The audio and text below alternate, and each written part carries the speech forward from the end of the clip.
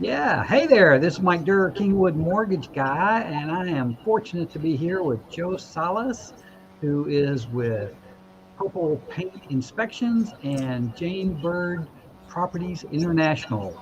And we're here There to you give you go. our cut on what's going on in the Houston metro and maybe a little bit of national stuff too. But we want to thank you for taking a minute to listen to us yammer on. We think we've got some pretty good information. Joe, talk to me. Tell me what's going on in your world. I'm super excited to hear the cliffhanger news that you left us with last week. That new product that you were talking about, super secret, double secret password type stuff. Other than that, my man, I've been doing all right. It's getting hot out there to do inspections. I was Oh, in yeah. a house latter part of last week.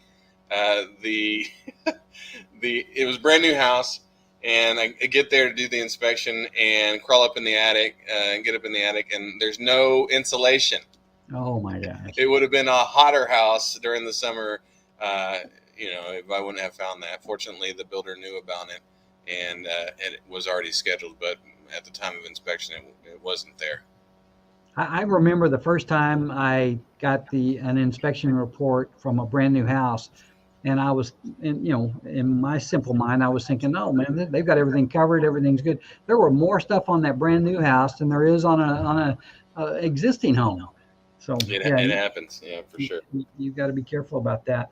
Well, we've got some information, but I wanted to start out with the whole thing about the Memorial Day weekend and stuff. And for me, it's a little personal. My dad was Air Force. He did die in the service, and it wasn't in action, if you will. I guess he wasn't in a wartime battle, but he was in an airplane. And it kind of means a lot to me to think about not only my dad, but all the guys over there that get hurt, shot, wounded, killed, and all for protecting us. And I think that it's not enough that we just have one day for them. Of course, we want to thank those guys all the time. And I try to make it, I don't do it every time, but I try every time I see a guy in uniform to thank him for his service. I think that's the right thing to do. So, all right, we're going to add, well, I guess I'm not going to add, I'm going to push this this way. There we go. Better credit, better home. So we talk about credit, we talk about homes, we talk about inspections, we talk about what's going on in the market, and there's a lot of stuff going on in the market. And the truth is, we can't tell the future. We're going to do our best to give you our cut on what is happening, and hopefully that's going to lead you in a direction that we think is good. We talk about housing humor, how to raise your credit score. We talk about housing supply, buying homes. Last week I did a deal on, I saw an article where it says that too many people are searching for housing bubble. I looked up what the top search term was this week, and I was surprised to see what it is. So we'll talk about that. I'm going to share with you what's going on in the interest rate world, and then a product that we're offering that is good. And I'm also going to fill you guys in on what I know about the secret program that I kind of teased you guys with last week. Does that sound like something worthwhile, Joe? I love it. Let's get at it, man. All right. So I kind of went away from the realtor, and it says, why did the mortgage broker always eat lunch by himself? And it's not very funny. He was a loner. So, I like it. That's a dad joke for sure. I love it. okay. So we'll shift real quick into raising your credit score. This week, I discovered a guy, or a guy applied for a loan, really. And one of the things that has a pretty big effect on your credit, and really maybe even underwriting, was when you have disputes.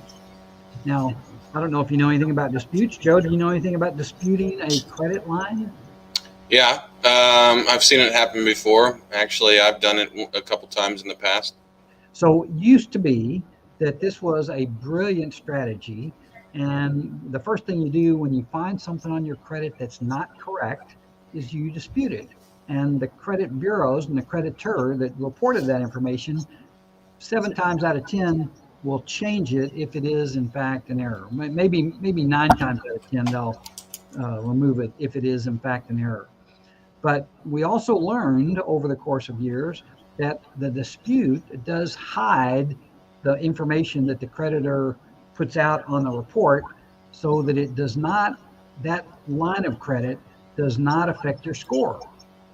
So if you have some stuff that was actually it was a bona fide your mistake, you didn't pay somebody, and you dispute it, then it will take your score and it'll hide that particular line of credit, which will make your score higher. And for a lot of years, underwriters didn't do anything about it. I mean, they allowed you to have disputes. And then, of course, people got a little excited about it and started doing it more and more and more. And now an underwriter will require you to remove anything that is disputed. Remove the dispute. They don't require you to remove the line of credit, but you have to remove the dispute or have the dispute resolved. And if you don't resolve it, they will negatively impact you with either a lower debt ratio. And so it's just a big deal. Now, don't get me wrong. When you have a bona fide credit error on your credit report, I encourage you to dispute that, because it should get resolved, and it should get resolved in 30 days. If you're doing it as a ploy to help your credit score during the process of a mortgage loan, it's not going to work. That's just the bottom line. It won't work.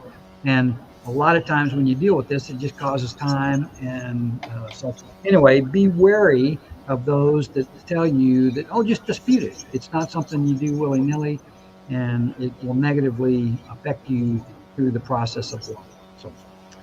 So once the dispute gets resolved one way or another, then obviously if it's an account that shows negative marks, those would stay. But if it gets cleared up, it does help. Is that right, Mike?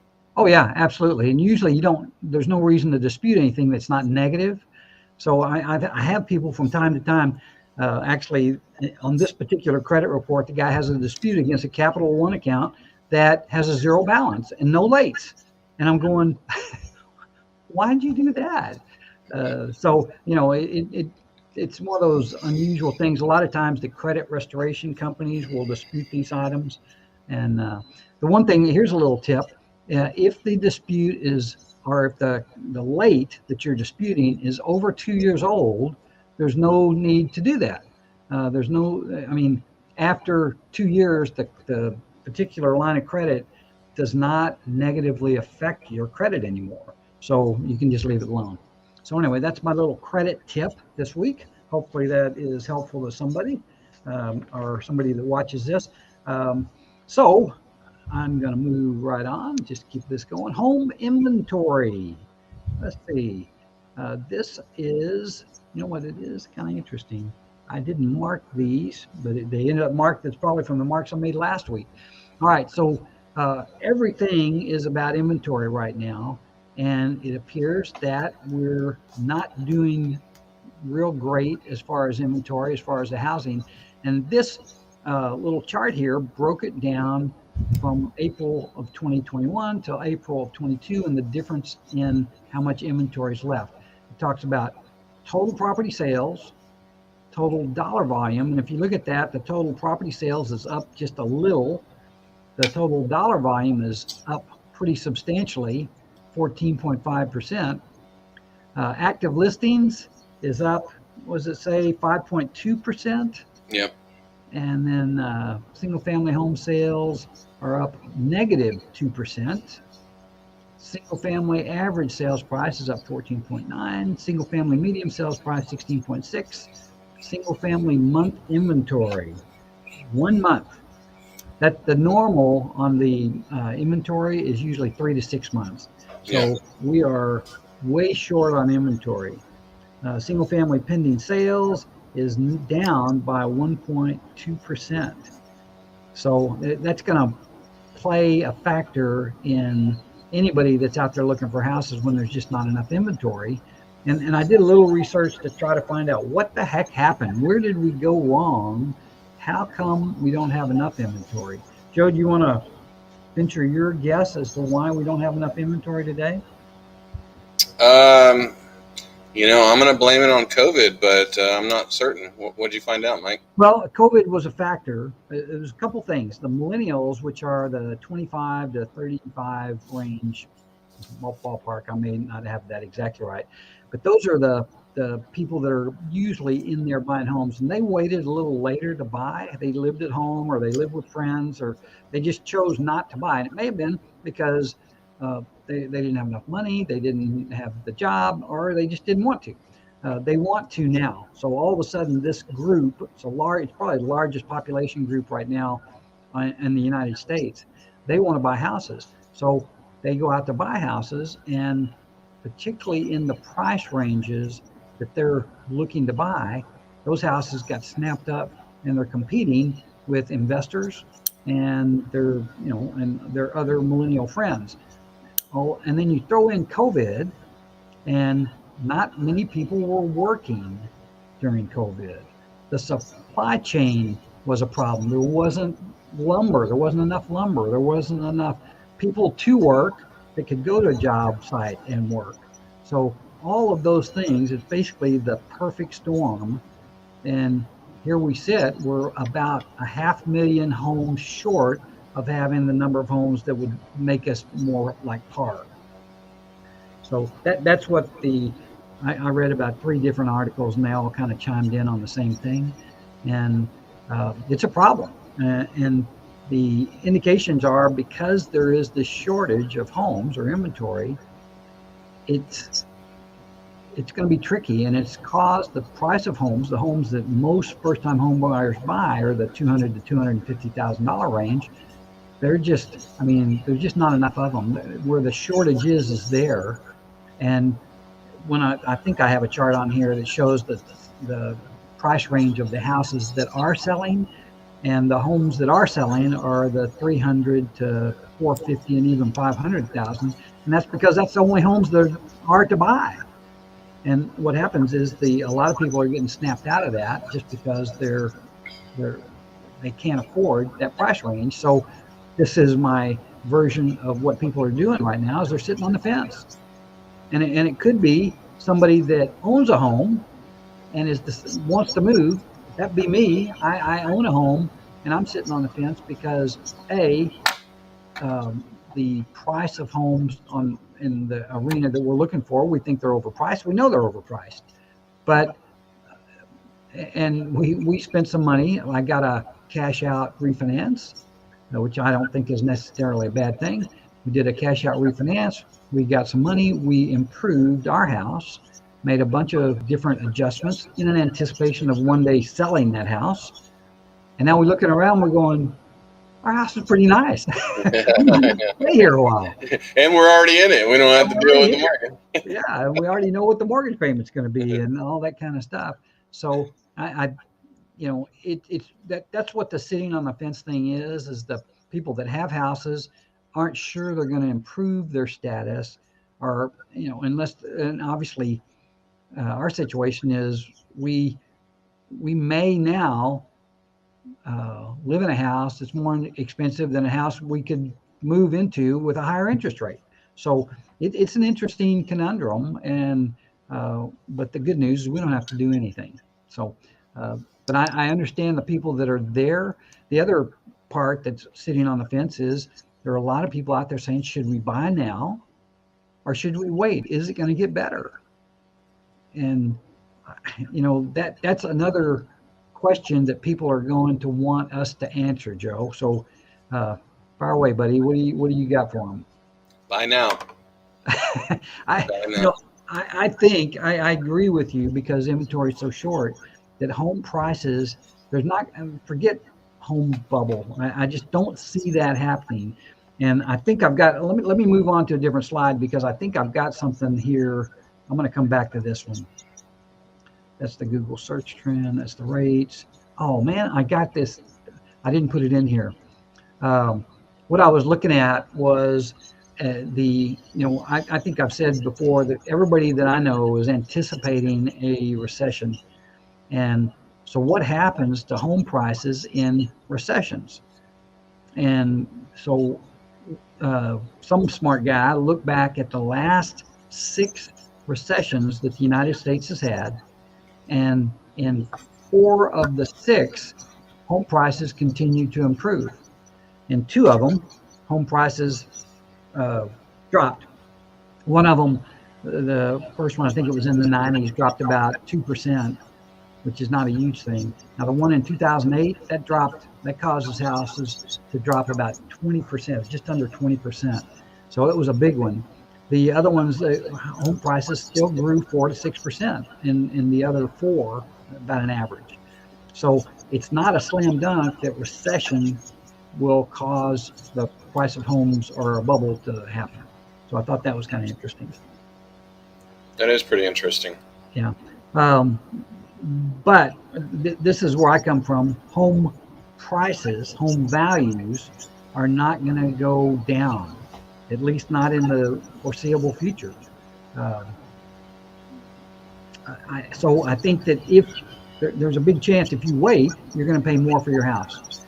Interest rates, I got mixed news today on interest rates. Interest rates seem to be kind of hanging there. I didn't see an upward movement this last week, even though last week it looked like a better week. But this week, I just checked before I got on, and it looks like the interest rates for conventional loans, 30-year, I did a $300,000 loan with 20% down, was about 5.3 was what our basic price was. That seems to be down a little bit from 5.5 and 5.6. I checked a FHA loan out, and their interest rate was about 4.625. That was up about an eighth from last week. So I did look at the ARMs, and the ARMs were not better. So I thought that was interesting. The fixed rates, 30-year fixed, were more consistent. Wow. But I guess that would be probably almost 2.5 to 3 weeks that interest rates have stayed right in the mid fives. So I think that is a positive. But well, I tell you, I don't disagree with Joe as far as buying a house. Now, I've got a couple deals. I don't know why I tracked these, but I'm glad I tracked these. I've got a handful of people that are buying homes from their family members. And I encourage, in some cases, a young man that I spoke with today, buying a home for about $165,000 from his parents. And the home is clearly worth over $200,000. So it's a gift that you could do that. It helps the parents out. I'm assuming that they have some place to go, and it's a great value for the son who's buying this house from his parents. And I bet we have 3 deals like that working right now. So it's one of those things that's common. And if people find this and know that they're looking for somebody to do it, I can do that. So, yes, I'd love to help you with that. My aunt did that last year before we got together and started working together. She did that, which, is a great opportunity to get into home ownership if you do have aging family members that you can work a deal that's mutually beneficial for both of y'all. Owning a home is one of the things that I say, and I've mentioned it to my aunt. I said, that's a huge opportunity for you moving forward, and she went ahead and did it, and it was mutually agreeable between my grandparents and her. So she ended up with this. Well, and the other thing that I didn't mention that'll appeal somebody to do this is you can do it a lot of times with no cash out of your pocket. Yep. And that's called a gift of equity. And you can also, you can pay all the closing costs. You can give them the down payment, and just the cash. As long as they've agreed on what the value is, or what the amount of money that the family member that's selling is going to get, it can be worked out. So it's a great way to buy a house right now. Yeah. One of the things to caution on, if there's any deferment of taxes, if it's an older elderly couple that's deferring taxes, or any liens or anything that's late or pending against the property, those would have to be cleared up in closing prior to the change. So Yeah, make sure you're aware of that. absolutely. Yeah. We usually just send them to the title company, just like it would be if it was a new contract. Actually, we guide them along with the contract. We don't do the contracts, but we give them some guidance as to what they're looking for. So, okay, Google search trend. Look at that. What is the #1 search term when you're talking about real estate? It's realtor. I was shocked. I was sure it was going to be Mike Durr. No, but when I saw that, I thought to myself, how many realtors try to make this one of their keywords? Because I mean, the numbers are dramatic. Let me find my sheet here. It's like this is monthly searches, 2.7 million is what, and the next one below that, 368,000, and that's just real estate, homes for sale, commercial real estate.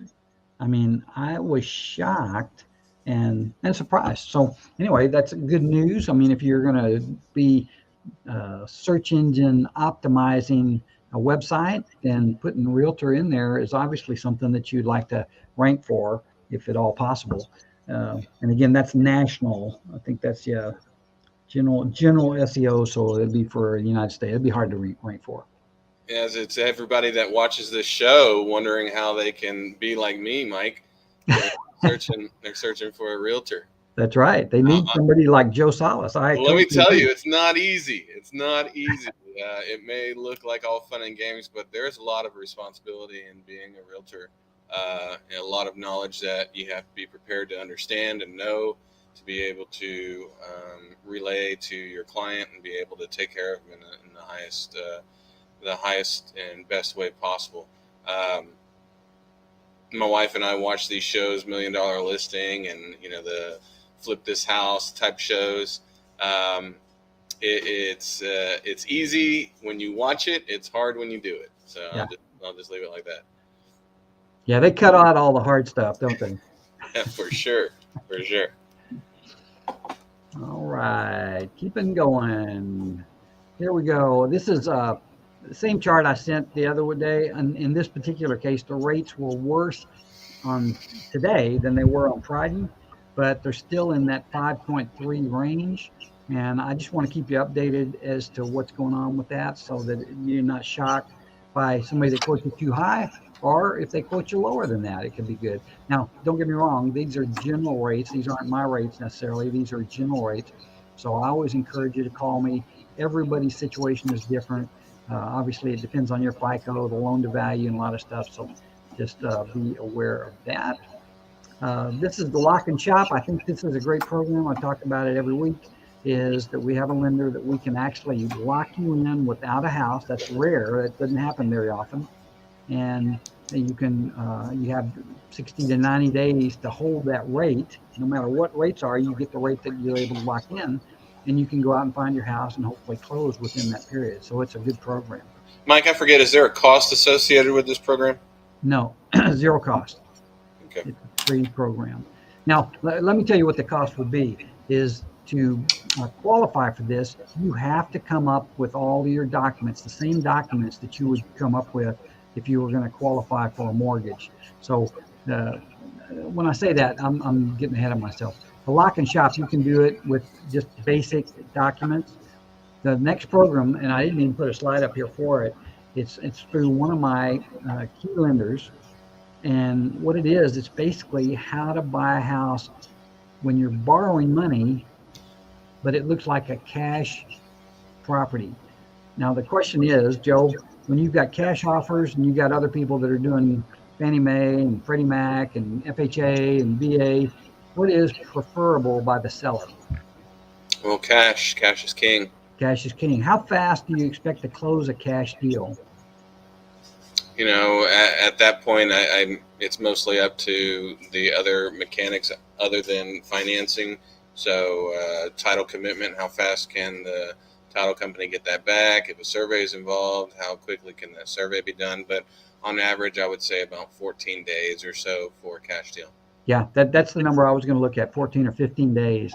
And so this program allows you to qualify for the mortgage. It's like going through a pre-approval process.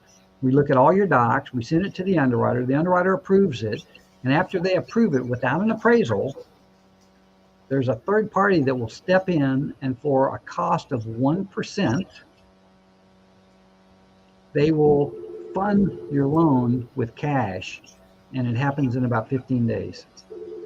Now, there's all kinds of questions that come along with that. Yeah. So give me a couple of, just so because I read through the whole frequently asked questions thing. So give me one. So there's no appraisal. There's no appraisal. They do have an appraisal. It's called an automated appraisal, and they feel pretty comfortable, and they give you up to about 5% variance on that if your property does not appraise. So what happens at the end after you fund the, you win your bid finally because you're offering cash, then they do a refi on the balance of that with up to 5% for over if it doesn't appraise on the back end. Would you be paying closing costs twice? No. Okay. How or what does the proof of funds look like? Because they'd send a letter. It's a letter with proof of funds. And I've seen some hard money lenders. The letter does mention appraisals. This wouldn't mention any appraisals or any. That's correct. Deal like that. Now, there's a 24-hour from the time that you go under contract. There's a 24-hour timeline between they'll accept that for like their thing. They put the information, the data into this automated appraisal number cruncher, and I mean it pops out an answer within 24 hours. Nice, very nice. And then you could definitely use the option period as a fallback to get out of the deal. Yep. And the 1% they add, that's on that's the interest rate over the course of the loan. Is that correct? Well, the 1% goes along with what happens is you pay your earnest money, and that earnest money goes to, like, let's just say you put 1% down. So that earnest money would go to this particular investor's third party, right? And then it would fund that. And of course you'd have to, I guess, have the money in the loan for when you went out there. But here's who this type of program is for. One, I'm thinking you got to be pretty well secure that you're going to get a mortgage. You got to have probably high FICOs. You've got to have some down payment money, but you've also have maybe missed on 2 or 3 houses already. And one of the things about paying cash does is you do not have to have the highest offer. If you've got cash, people will accept the cash over the highest offer. Now you got to be probably pretty close, but that's why I think that 1% is worth every penny of it, because it may save you more than 1%. I mean, am I wrong? Yeah, for the most part, you're pretty spot on, Mike. I know in competitive situations, I've dealt with cash buyers where we came in at list price or a little bit above in a multiple offer situation, and we didn't win. So it's not a guarantee, but with cash, yes, there is an idea of, well, since there is no financing involved and there's no appraisals involved, the seller looks at it as a more locked in type of offer. And so they're willing in certain regards to accept a lower price offer over a higher priced financed offer. But it's not always the case. Yeah. It just gives you a chance to move up the ladder a little bit as far as the hierarchy of what offer you're going to accept. I just closed a loan just about 2 weeks ago for a young couple that met that criteria. I mean, they had 20% down. They both had good jobs, and I bet they lost out on 10 or 15 houses before they actually, and they didn't actually win it. It was somebody else won it, but then backed out. So because they were second place, they got an opportunity to buy that house. Had they had that cash offer option, they would have been perfect. And I'm sure that they would have bought a house, a different house from what they ended up buying.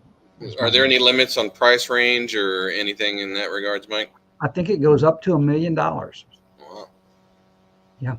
Very good. So it's strong. What I'll do is I'll send you the details of it and the frequently asked questions. Love it. It's one more thing, but when you go through the process of making offers on 5, 10, 15 houses, this is going to look like a piece of cake. Yeah. What's it called? What are you calling it? Oh, I forget what It's they just call the it. super secret. We'll just call it the super secret deal, right? No, it's not secret either. It's one particular lender. The lender is an outfit called Home Point, and I consider them one of the best lenders that I get to deal with, not only in pricing but in underwriting. And I want to say, right off the top of my head, I'll put a slide on it next week because there was a holiday. I actually took a couple of days off this week, so I didn't do all my due diligence. But I No, do. you deserve it, man. Well, You deserve it. I don't know about that, but I took it, so I'm glad I did. So anyway, I guess we're 31 minutes in. That's a long one for us. Do you have any parting thoughts that you'd like to share with our friends? No, as I mentioned at the beginning of our conversation today, new homes. If you're a first-time home buyer buying a new home, um, remember that inspections are important. It is something that you should still have. The builder may say, hey, we have our inspector that comes out. Hey, we have the city that comes out. The engineer has their own inspector that comes out. Hire somebody to represent you in the deal, to double check the things and check the things that are supposed to be checked in relationship to the standards of practice as we have in our inspection licensure and in our business as an inspector. I did go into this house. There were several things wrong with the house that I would call big ticket items. One of them being the missing insulation in the attic. The other one being some roofing issues that were of concern as far as installation of the roofing. And then guess what, Mike? I went up in the attic, and not only did I see that the insulation was missing, but I also saw plumbing that was incomplete to the AC. So imagine moving in a new house and then a few weeks later seeing water dripping down through your ceiling. Not good. Hire an inspector to work for you, to protect your interests as the home buyer, to identify the things. And the good news is, Mike, on new construction homes, the builders are more apt to just receive the inspection report and go through and use it as a to-do list to make corrections. If they ever don't want to make a correction, then I usually recommend to my clients get that denial of correction in writing. That way, if anything happens in relationship to further down the line in home ownership of that home, you have something to say, look, we pointed it out to somebody and they decided not to fix it. And then at that point in time, I'm no lawyer by any means, but at that point in time, you might have some legal theory in your favor. No kidding. All right, good deal. Well, listen, Joe, it's always fun to be with you, and look forward to coming next week. And thank you, everybody that watched. Really appreciate it, and we'll look forward to talking to you soon, okay? I appreciate it, Mike. I'm looking forward to getting that info about the cash deals. Okay, go have it. Thanks, man. Bye. All right.